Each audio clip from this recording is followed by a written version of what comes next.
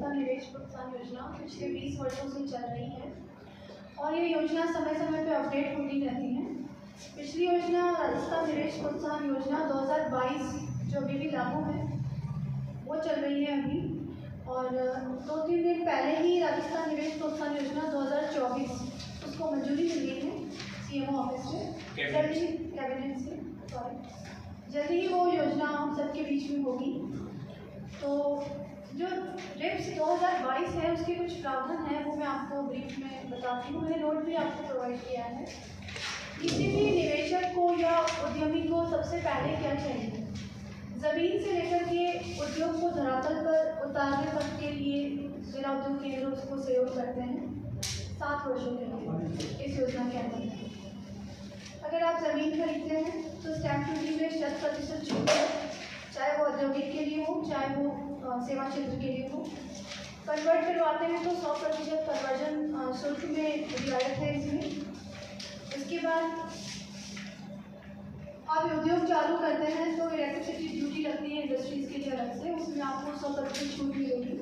अगर agro based आपकी industry है और कृषि मंडी शुल्क जो लगता है उसमें 100% छूट है।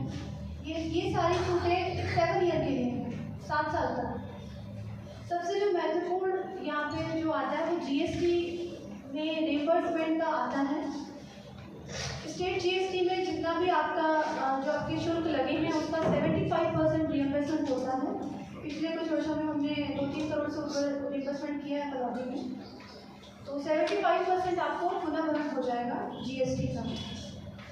कोई प्रोजेक्ट मान लीजिए 1 करोड़ का है तो अगले आने वाले 7 वर्षों तक लगभग 1 करोड़ के बराबर का उसको रिइंबर्समेंट हो सकता है, या तो जितना उसका इफेक्टिव कैपिटल इन्वेस्टमेंट है उसके बराबर, अदरवाइज 7 वर्ष तक जो भी पहले पूरा हो जाए। एक बहुत बड़ा सहयोग होता है किसी भी उद्यमी को। इसके अलावा जो हमारे सर्विस सेक्टर में है रिजॉर्ट्स वगैरह, इनमें जो लैंड टैक्स होता है उसमें पूरी छूट है। फिर हमारे उद्योग में अगर उद्योग में हम एम्प्लॉयमेंट जनरेट करते हैं तो एम्प्लॉयमेंट जनरेशन सब्सिडी है।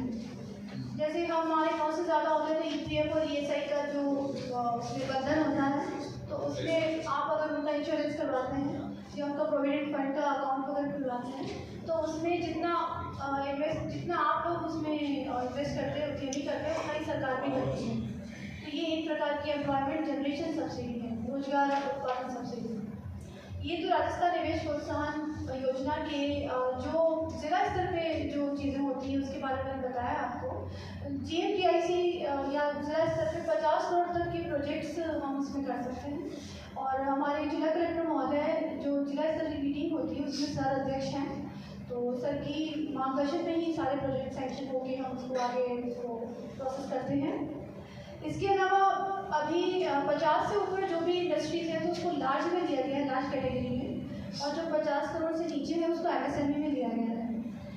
अब लेटेस्ट जो पॉलिसी आ रही है हमारी 2024 में, जिस प्रकार से हमें भी जानकारी मिली है, उसमें जो 50 CR के जो प्रोजेक्ट्स हैं मैन्युफैक्चरिंग में, उसको 25 करोड़ तक लेकर के उसको विशिष्ट पैकेज देने का निर्णय लिया गया है। इसी प्रकार से सेवा क्षेत्र में 10 करोड़ तक, स्पेशली रिजॉर्ट्स के लिए 10 करोड़ से ऊपर का अगर कोई प्रोजेक्ट है उसकी उसकी जो लिमिट है उसको कम किया गया है सर।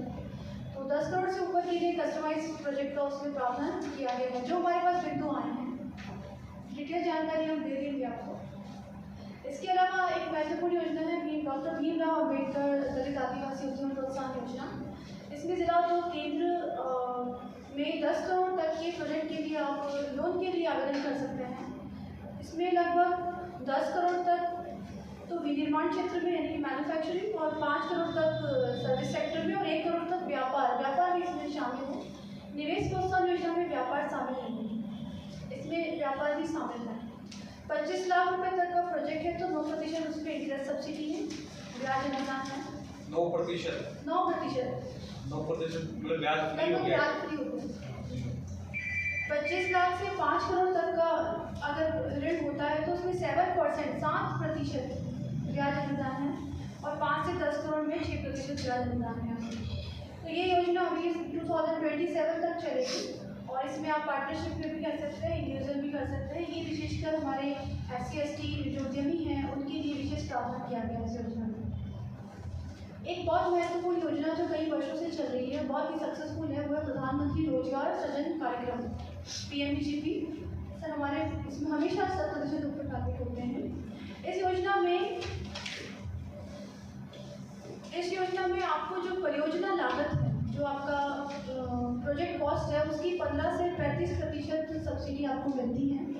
इनिशियली आवेदन हमारे ऑफिस में करना होता है, फिर वो बैंक से वो सैंक्शन होता है।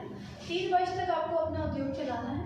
3 वर्ष के बाद आपको रूरल एरिया में है तो 35% सब्सिडी और अर्बन में है तो 25% ये सब्सिडी आपको प्रोजेक्ट कॉस्ट की इसमें रिम्बर्स हो जाती है। तो ये बहुत महत्वपूर्ण योजना है। इसी में अगर प्रधानमंत्री रोजगार सृजन कार्यक्रम प्रथम में आप सक्सेसफुली अपना लोन कंप्लीट कर लेते हो तो उसको प्रधानमंत्री रोजगार सृजन कार्यक्रम सेकेंड उसमें भी आप पात्र हो जाते हो। उसमें 1 करोड़ तक की प्रोजेक्ट के लिए आपको 15% कैपिटल सब्सिडी है परियोजना लागत की, यानी 15 लाख की आपको पुनर्भरण हो जाएगा। एक महत्वपूर्ण एक्ट है हमारा राजस्थान MSME फैसिलिटेशन एक्ट 2019। इस एक्ट के अंतर्गत विभिन्न विभागों से जो भी रजिस्ट्रेशन NOCs और जो परमिशन लेनी होती है उसके लिए नवीन उद्यमियों को बिल्कुल 3 वर्ष की छूट दे रखी है। किसी भी प्रकार का अगर आप उद्योग स्थापित करते हैं तो 3 वर्ष तक आपको किसी प्रकार की परमिशन लेने की आवश्यकता नहीं है।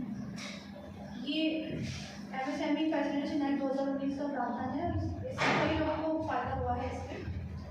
इसके लिए आप SSO ID के माध्यम से अप्लाई कर सकते हो। एक सिर्फ 1 स्टॉप शॉप है हमारा। ये जो MOU करने का मेन फ़ायदा यही है कि किसी भी उद्यमी को ऑनलाइन जो हमारा ये पोर्टल है राजनिवेश पोर्टल, ये 14 विभागों से विभिन्न अधिकारी इसमें लिंक हैं। तो आपकी जो भी NOCs परमिशन चाहे पॉल्यूशन कंट्रोल बोर्ड से हो चाहे डिपार्टमेंट से हो, वो उसमें आप एक सिंगल शॉप पे आपको फ़ायदा मिलेगा। और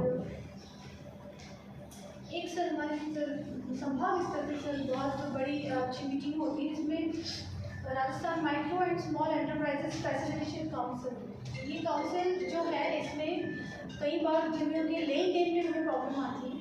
जैसे आपने ऑर्डर कर दिया और आपका पेमेंट टाइम पर नहीं मिला या आपके प्रोडक्ट की क्वालिटी सही नहीं है और ऐसे बहुत सारे इश्यूज, वो इश्यूज सॉल्व करने के लिए हमारा उद्योग विभाग में ये प्रावधान है कि जुडिशियल पावर की तरह इसमें रहता है। जो निर्णय होता है उस हिसाब से उद्यमी को करना पड़ता है, अदरवाइज उनके उद्योग पे जो भी है चार्जेस पेनल्टी वगैरह लगती है। तो ये एक बैठक संभाग स्तर पर होती है, तो समस्त जिले उसमें ऑनलाइन आवेदन कर सकते हैं। समाधान पोर्टल नाम है इसका। तो ये हर 3 महीने में जो होती है। बहुत बहुत धन्यवाद। और नई स्कीम आएगी जैसे ही हम आपको बताते रहेंगे।